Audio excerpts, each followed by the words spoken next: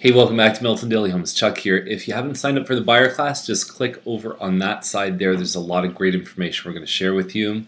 And today we've got 21 properties. It's a 21 Gals Salute. If you recognize that reference, I appreciate you. So let's get to the list. And the first one up is 1380 Costigan, number 72, 314.9. No pictures. It's one of the top units. So it's probably 1250, something like that square feet. 2 bedrooms upstairs. 3 washrooms, including 2 full, on the second floor plus the powder room on the main.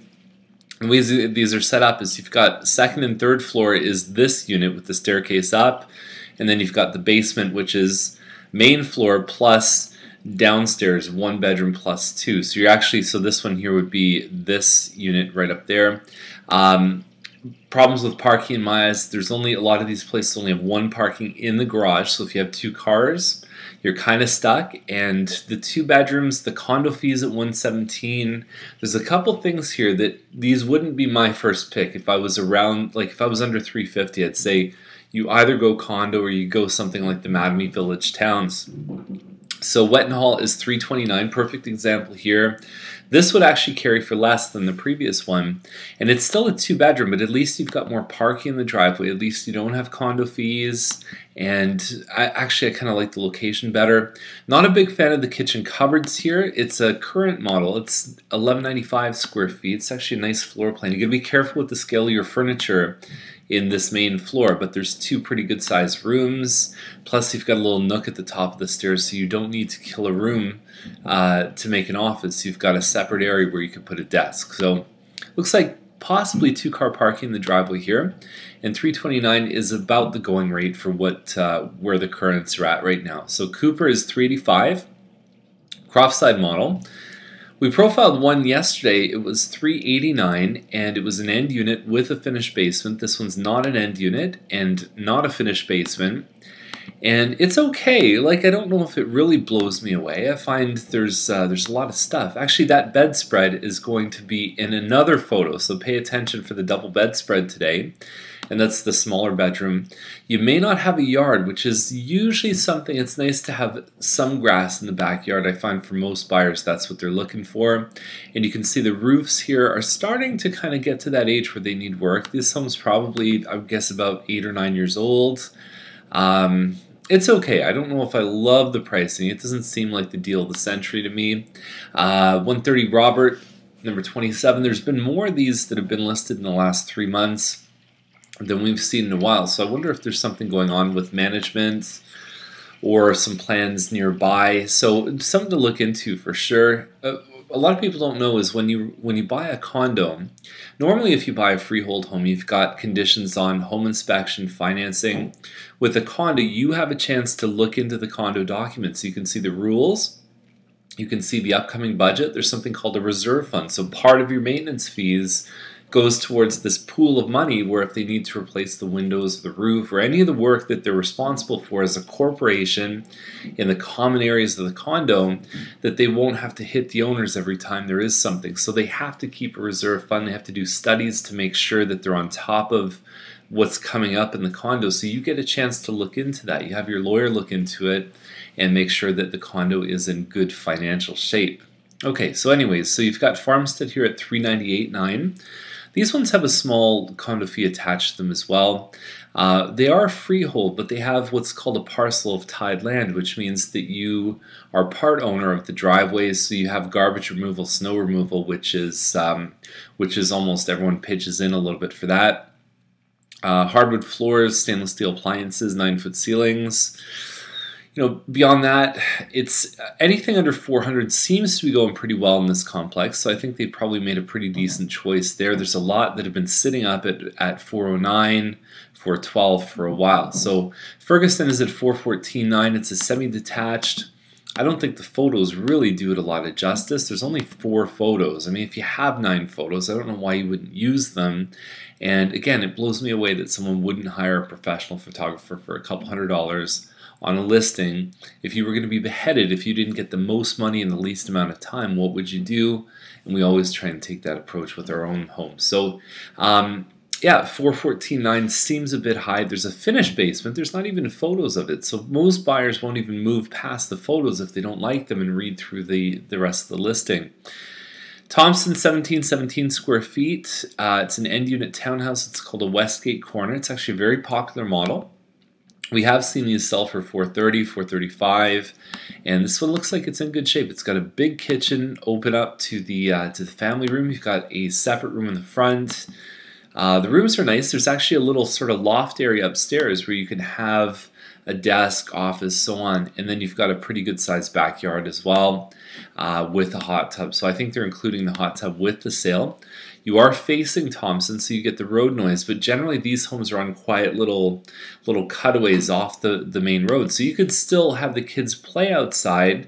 Don't get them to go too close to Thompson, but the road noise is the main factor with these. But again, I think they've applied the appropriate discount for being on Thompson. Davis Lane is 424.9. It's a front back house like we've talked about earlier this week. Now the difference is it's just around the bend on Davis, so you're not directly facing Main Street, and you've got a big pie-shaped lot. We have seen some of the semis sell for around $390. It's a little bit of a dated kitchen, especially with the border up top. So 1,900 square foot semis, typically the front back ones, we've seen them in the 380 to 390 range. This is an end unit townhouse with a finished basement. There's your money shot right there. So Main Street is actually on the side, and then you've got the inlet street into the subdivision right there. 424 would be very high for this one. You have options to buy homes this size that don't have that location, but I don't know if you'd find the same lot. So the lot is certainly the unique feature on this one. 912 McNair Circle is the next one up. It's 1717 square feet, and so it's built by Mattamy. There's some carpet in here. Yeah, it's California shutters. It looks nice and neutral. Everything is very warm tones. Now, the thing that happened with this one, they listed it at this price, and then they raised it to $439, and then they brought it back down to $429 right now. So it's in that process, I wonder if some of the momentum has actually been lost in the listing, because your first week is really, really important for the listing. And I think after 3 days, they brought it up on price. So be interesting to see. It's not that far off, I don't think, right now, but $439 was a bit of a stretch. So Bustle Crescent is $439. Townhouse, it says it's 2,200 square feet of finished area, which means it's including the basement. And it's a pretty open concept design. I actually like the floor plan a lot. The bedrooms are really nice size upstairs, and then you've got green space behind. It does seem a little bit high to me on the price side. So Archer Way, and you can even see a detached home with around the same square footage for that price. This is a Lindsay model. It's 1,800 square feet. It's got a lot of clutter to it. They definitely could have taken some stuff out of here. And the blue tile, when I moved to my house, I replaced all the tile on the main floor. It looked like Tim Hortons tile. And the backsplash, it's not hard to do, but it's messy, okay? So you get a lot of dust. So if it was a first-time buyer, for example, that could spend an extra month renting, come into this home, rip out all the tile, put some new tile in, they could be in a position where they'd really benefit from that. $459 is a pretty good price. There's the second bedspread that we talked about. I wonder where they actually picked that up. You know, it's not a bad price. We've seen a little bit of a slide down on the detached single-car garages recently, which is good because they were really cresting high for a while, and it seemed like nobody was selling, and so now they've kind of come back to, I think, where they probably should be. Raynor Court is 1,987 square feet. It's $459. I'm rooting for them because I know that there's a really nice model coming out that's going to be listing a little higher than this one. This kitchen is such a better layout than the other kitchen, the more traditional version. So the chef's version, this one here, is so much better with the pass-through window with the island. It's a great place to entertain.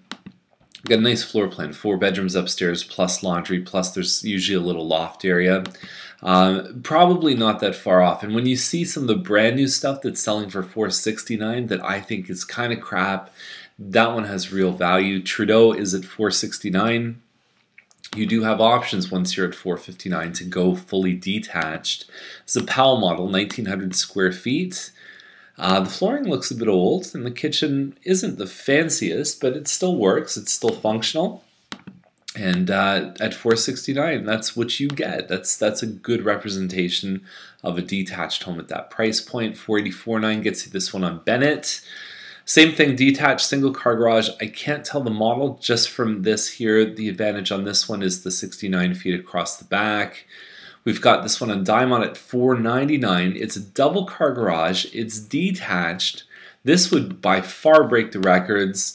I don't know why they basically took the same photos, like there's no kitchen shot here. There's just a bunch of living spaces. It's tricky, you know, the last sale was not even close to this number. I'd be surprised if they sold at $499. These ones can be tricky because without the backyard, you just have a garage, a double garage in the back with a patio on top.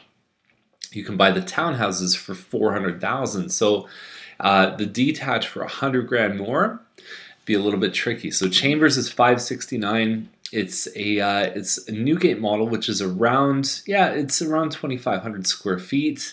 Chambers, nice quiet street. There's not a lot of extra information about this one, so it's hard to tell you much about it. Huddlestone is at $574.9, and it's 2,110 square feet, 9-foot ceilings. Here's the thing about that is you can buy 500 square feet more, as you see with some of these other ones. This one on Marshall is at $579. And the description is fascinating to me. Feels like a family home, not just a sterile staged house. What does that mean? Does that mean this house is a mess? Does it mean there's Cheerios all over and toys everywhere? I don't know what that means. Feels like a family home. Cheese? Cheese? What are you guys doing? Oh, you throw all the clothes down. Oh man, I am not looking forward to this. Wait for the photos and see. I'll tell you, my home looks like a family home, and it's not ready to sell right now. So Lancaster is $587.9. It's a 25 square foot. It's called a Lyndhurst. Nice. I think that looks like laminate flooring. The lighter may turn some people off, but it's easy to fix. The laminate floor, you just rip it right out if you don't like it. Crown molding, spotlights. You've got some wainscoting here.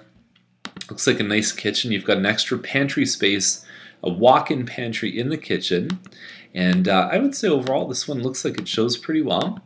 You can tell the pride of ownership absolutely in a home like this, and there's a lot of nice homes on Lancaster too. I think that's a great price point for this home. Playfair is a couple hundred square feet smaller, 2,450 square feet. It's a newer house. It's a Heathwood home. $599 is the price. Unusual to see a Heathwood home with carpet. A lot of them have hardwood floors. This is probably the more basic version of what you could buy from the builder. And it still looks like a nice home. I mean, I compare it to some of the Fieldgate homes, the Chester model that has sold up in the high fives, that's around the same size, and it's a similar floor plan. It's only 3-bedroom. It seems a little bit high to me. I don't know if I could confidently say I'd advise a buyer to pay that much. McDougall is just over 3,000 square feet. It's called a Vanderwood. It's 3,053 square feet, plus a finished basement with, I guess, kind of an in-law suite setup. Dark hardwood floors. The kitchen looks like it's decently upgraded. You've got the coffered ceiling in the dining room. The master bedroom is always tricky to lay out. That's the only place you can put the bed because of the door positions. I've always been confounded by that master bedroom. And then you've got your basement downstairs. I don't think they've got a shot at this price. They've been listed before at that price, and they've never seemed to attract an offer. So that's the list for today. And if you have any questions, let us know, and we'd love to see you at the buyer class tomorrow night. Okay, have a great day.